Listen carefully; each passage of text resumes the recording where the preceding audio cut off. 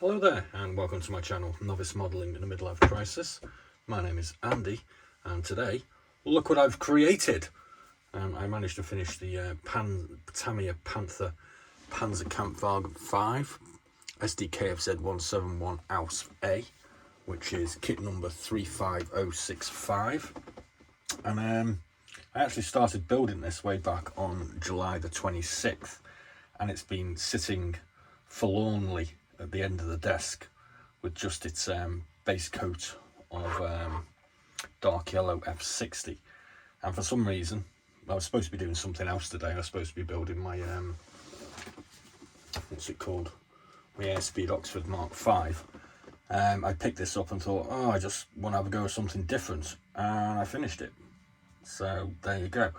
I mean, what was actually completed up until this point was the main hull and turret were completed. The wheels were ready painted and ready to go on, and most of the accessories had a sort of basic coat of paint put on them. Some of it I actually changed a little bit. So what we actually did is, we've heard lots of people, you might have seen a video I did previously to this. A lot of people have said you can use blue tack or white tack to form interesting patterns on hulls and utilise that as an aid to spraying your camo pattern on. Now, despite using a rolling pin, I couldn't actually get this. It wasn't very pliable and it just wasn't really sticking in anything. It was just, it's quite dry, this is. So I kind of gave up and went to the shops and thought, I'll go and buy some plasticine. And I actually picked up a couple of packs of this Play-Doh sculpt and mould clay. I used the black one for this. This is a whole pack, so you get quite a lot. It was only 99p. And I then proceeded to, as you can see, this is very, very pliable and squidgy. Excuse my nails, that's all paint and whatnot. And I proceeded to, make some interesting shapes and things, and then spread it all over the tank. I was happy as a pig in poop, to be honest with you. I was having a great time. And then I went off and sprayed my brown onto it, which was red brown 2. I'm not really using correct colours, I'm just using things that I've got duplicates of. And then I decided I wanted to put some green, so I put dark green 2 on it. There is some there, it's very, very, very minor.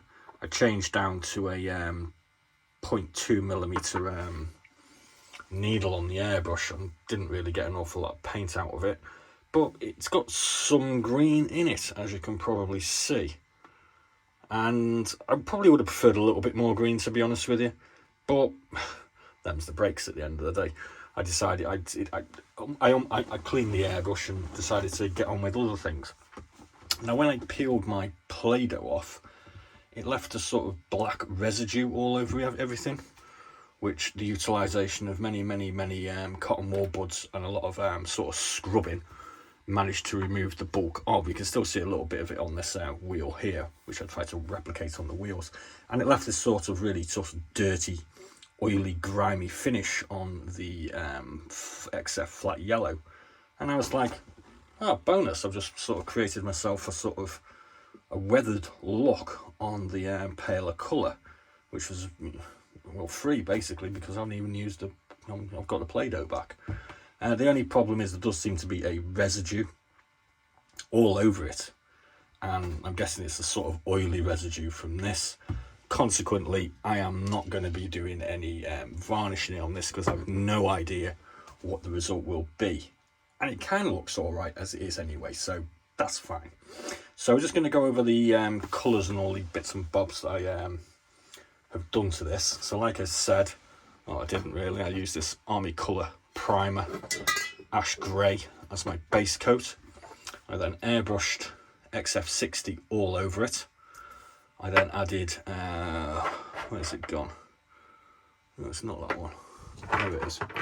I then added XF85 rubber black onto my road wheels. I've done various parts in gun metal, so that'll be the gun up here and the gun down there.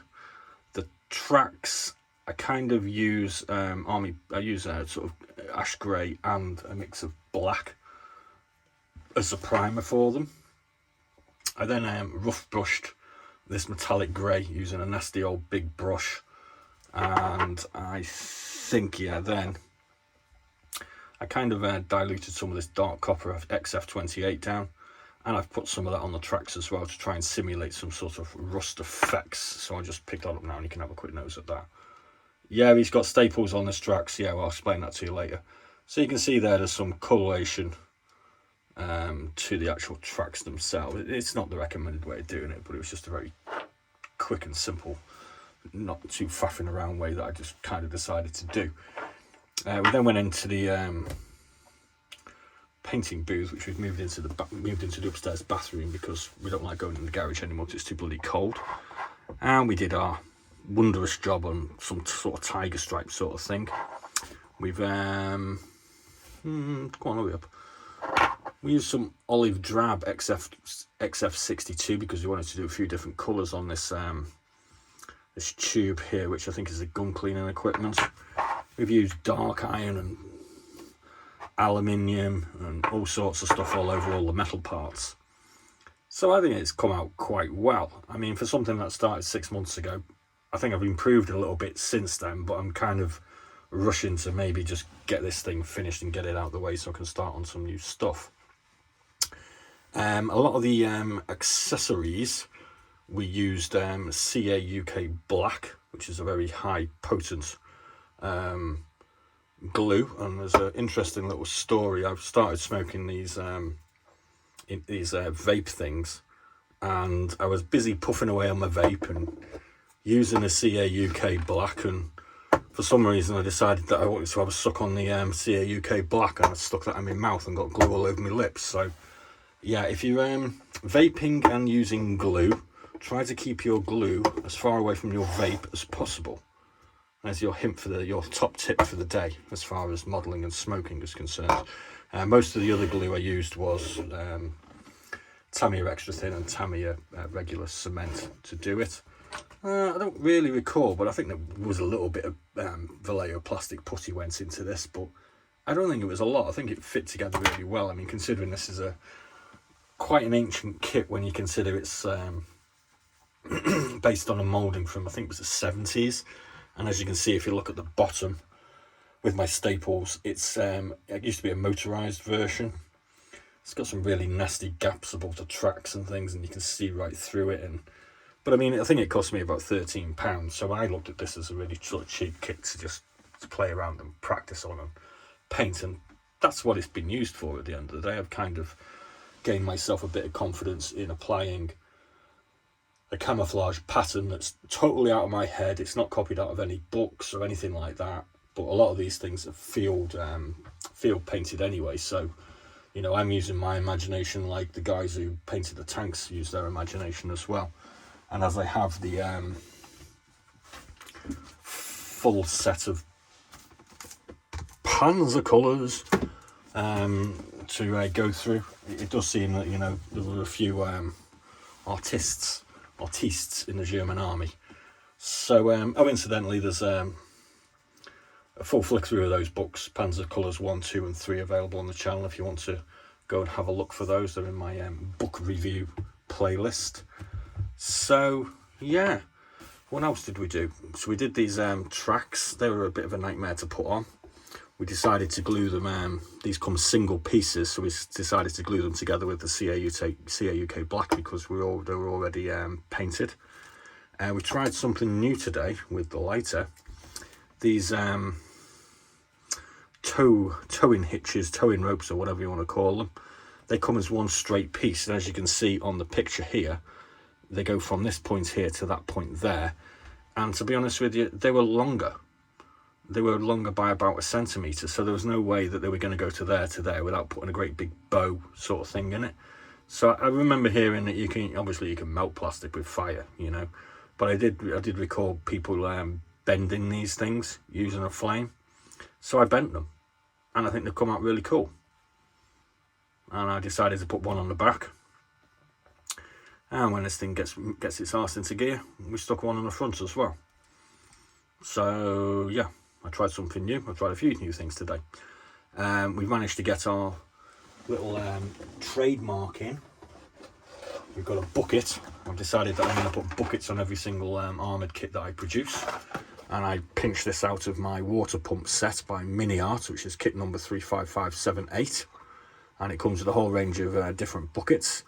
I did discover that the handles for these in this kit are photo etch, and god damn, I hate photo etch. But another success, we actually managed to remove the handle from a photo etch sheet, stick it to a bucket using the CA UK black, and tie it to the Commander's cupola without pulling the handle off. So I'm all in for this, you know, getting away with myself and doing new stuff today. So that's basically where it is. It's been a long time coming. It's been about 6 or 7 months at the side of the bench, and it's finally arrived, and I'm pretty damn happy with it. It does actually come with 2 figures, a commander and a driver. Because we're still terrified of painting figures, we haven't even bothered trying those yet. So as it stands at the moment, this is a tank without a crew. Obviously there's a bit of silvering on the decals because I haven't varnished it, and I have no intention of varnish it because, like I said, I don't know what the reaction's going to be. I think the unit insignia on the front is Gross Deutschland, not exactly certain. And you may be wondering why it's got a red muzzle brake, and you may have noticed that the muzzle brake is the wrong way round because I managed to put the gun in the wrong way, and that's there to remind me to read the instructions, you know. So it's red, it stands out like a sore thumb, and it's the wrong way round. So yeah, you go, that's a little lesson for me. So I think that's all I've got to say for now. Thanks very much for watching. Please do like and subscribe. I hope you like my Panther. And hopefully we'll be building things a little bit more rapidly in the future, not taking dithering over 6 months for them. Thanks for watching. Please do check out some of our other videos. And as always, be seeing you.